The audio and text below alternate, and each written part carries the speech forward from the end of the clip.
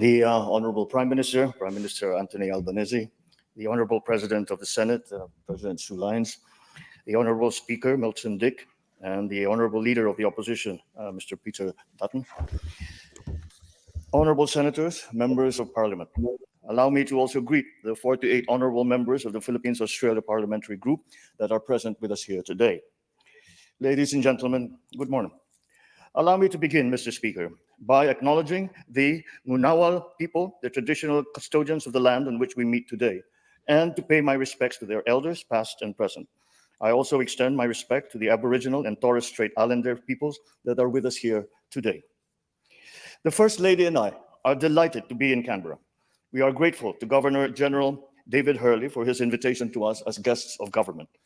As President of a proud and free country, few other honors surpass this opportunity to address one of democracy's most august institutions, the Parliament of Australia. The long-standing friendship between our two great nations transcends the 78 years of our formal diplomatic relations. It is anchored on deep bonds of mutual respect and fond affection, which find concrete expression today in the rich contributions of more than 400,000 Filipinos to Australia, comprising the 5th largest migrant community in your country today. These bonds trace their roots as far back as the 1860s, when Filipino pearl divers, known to you then as the Manila Men, found their way to your shores as early purveyors of globalization. These Manila Men contributed to the Australian economy, they enriched Australian life, and most importantly, they sparked meaningful connections that have endured through generations. When our two nations faced common danger in 1942, Filipino soldiers fought valiantly in Bataan and Corregidor. They faced the impossible task of holding back the enemy's advance, and yet we did. These efforts helped keep Australia safe, and in return, a grateful Australian people provided temporary refuge for the wartime Filipino leadership. And at the most crucial moment, Australian airmen, sailors, and soldiers fought side by side with Filipinos as we, together with our allies, turned the tide of war. Just as Filipinos lost lives to keep Australians safe at the onset of war, so did Australians offer their lives to restore freedom in the Philippines at the dawn of peace. As allies, we engaged actively in shaping the free world's vision for the post-war order. We worked to ensure that the new peace would respect the rights of all nations. As founding members of the United Nations, we turned that vision into reality. From the very beginning, we knew that our interests were intertwined. The security of Australia is bound with the security of the Philippines. When my father accompanied Prime Minister Whitlam on a sentimental tour of Bataan and Corregidor in 1974, they reaffirmed that core principle.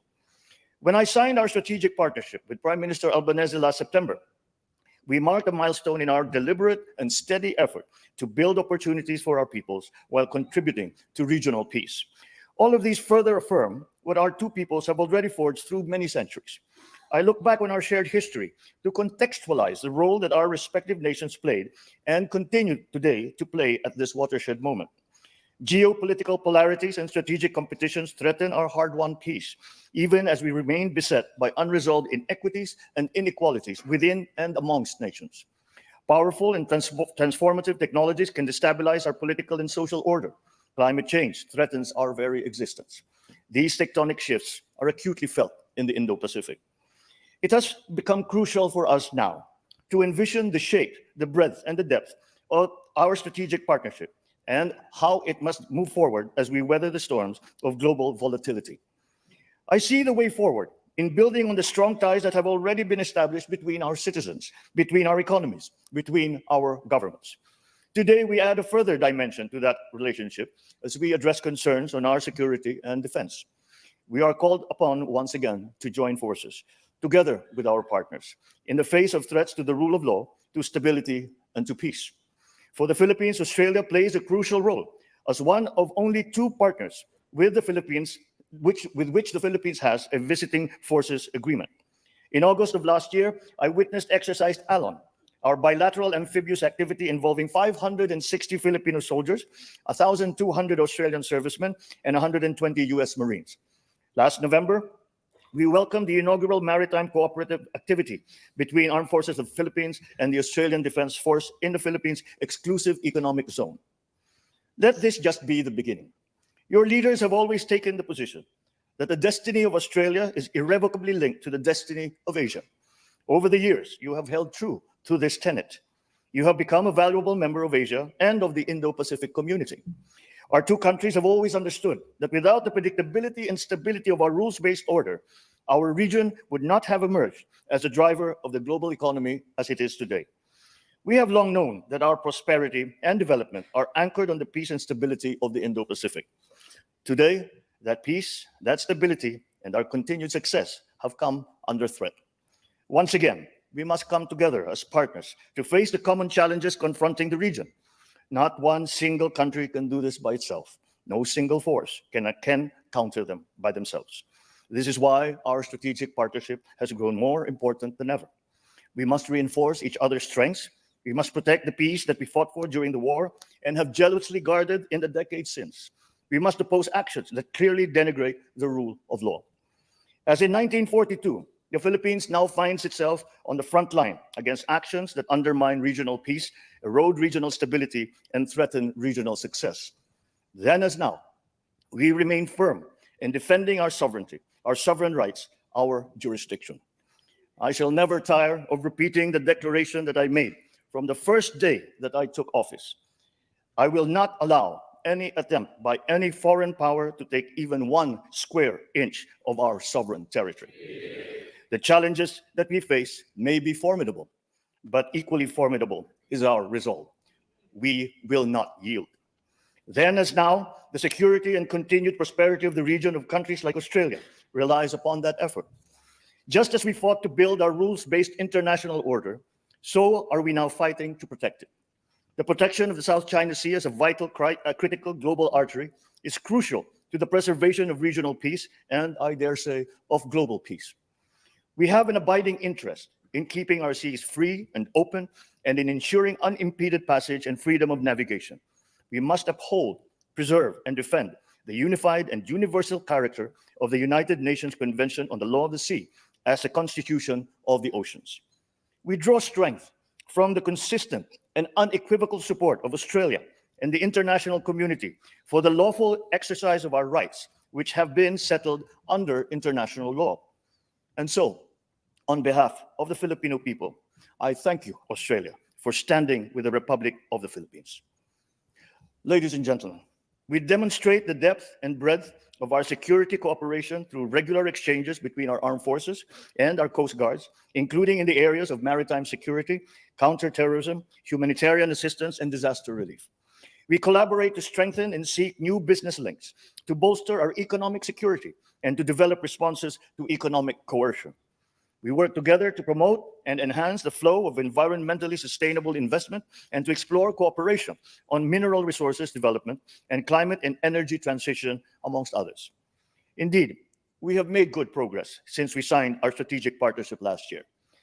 Ultimately, our partnership finds its anchor in our common commitment to ensuring that this region keeps to the path of peace, builds resilience, remains focused on delivering dividends to our citizens and our communities.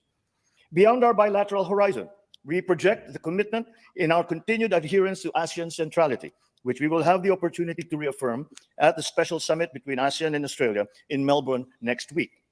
Beyond the region, we project this commitment too in our partnership and active leadership on the international stage. We collaborate closely with Australia to strengthen international security and universal adherence to international humanitarian law. I salute Prime Minister Albanese's personal commitment to our vision of a world free of nuclear weapons. It is a commitment that is shared by all peoples of Southeast Asia with those of Australia and the Pacific Island states. Through the treaties of Bangkok and Rarotonga, our two regions serve as pockets of freedom from these destructive weapons. Within the ambit of the ASEAN Regional Forum and the Nuclear Non-Proliferation Treaty, our two countries are champions of nuclear disarmament and advocates for nuclear risk reduction. In the context of emerging technologies such as autonomous weapon systems and of new frontiers such as outer space and cyberspace, there is much room for our two countries to work together. Our collaboration in the United Nations demonstrates the need to continue to build bridges and to forge consensus towards decisive multilateral solutions. We cannot allow geopolitics to paralyze global governance. Now more than ever, we need multilateralism to work. This is particularly important given the scope of global cooperation needed to address our most pressing vulnerability, one that threatens the very survival of our peoples, one that threatens our very future. I speak, of course, of climate change. My country accepts its part in our collective responsibility. My administration is committed to accelerating our just, affordable, sustainable, and inclusive energy transition towards carbon neutrality. The Philippines has the potential to be a net carbon sink, absorbing more carbon dioxide than we emit. Yet, we are one of the most climate vulnerable countries in the world, ranking first in the 2023 World Risk Index. This glaring disproportion between our share of responsibility and our vulnerability reflects an injustice that must be corrected. Developed countries must do more, and they must do it now. Our past successes should inspire us to forge ahead in building the future to which we aspire. For the Philippines, we continue to see that future in our identity as Asians and as members of the Pacific family. Together with our Asian neighbors, and in that group, I include Australia, we continue to work for a regional community that empowers all of our citizens. As Asians, we are committed to fulfilling our region's promise as a global engine of growth and in remaining true to our shared value of mutual respect, our shared desire to flourish through our diversity. As part of the Pacific, we carry in our very DNA the heritage of seafaring civilizations that span two oceans. This manifests in the high regard our cultures place on family, on community, and on the environment. In Australia, we see not only a strong democracy, but an indispensable part of our Pacific community, a permanent stakeholder in the future of Asia, and a reliable supporter of ASEAN centrality. In Australia, we see a natural partner in our efforts to defend, to preserve, to uphold our open, inclusive, and rules-based international order, to ensure that it remains governed by international law and informed by the principles of equity and justice. In Australia, we see a lifelong friend with whom we have endured joint sacrifices, reveled in our shared victories, and now pursue common aspirations. All this inspires confidence in the future of our strategic partnership. This confidence is shared not only by our two governments, but also by our two peoples. We see this in the face of the almost 35,000 Filipino students who choose Australian schools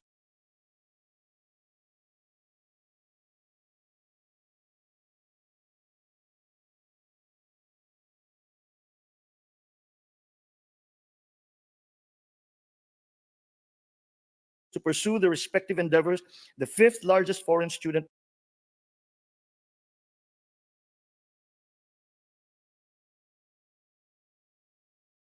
population in Australia. We see this too in the nearly 30,000 Australians who work and live with us and have chosen to call the Philippines their home.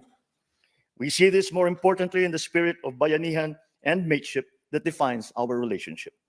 Our mateship brought Australians to Tacloban, my mother's hometown, to bring relief in the aftermath of Super Typhoon Haiyan in 2013. Our bayanihan brought closure and peace to the families of the gallant Australians that perished in the sinking of the Montevideo Maru in 1942. And this is the same spirit that now brings our sailors, our airmen and soldiers together, shoulder to shoulder, in defending our rights and in securing our common future. For when the Southern Cross met the Pearl of the Orient, a friendship blossomed, withstood the test of war, and flourished through the changes brought about by a world in flux. Looking ahead, I am confident that Filipinos and Australians will remain steadfast partners, unyielding and uncompromising in our shared values, and energized as we gird ourselves to work together in the spirit of bayanihan and of mateship. Thank you and mabuhay.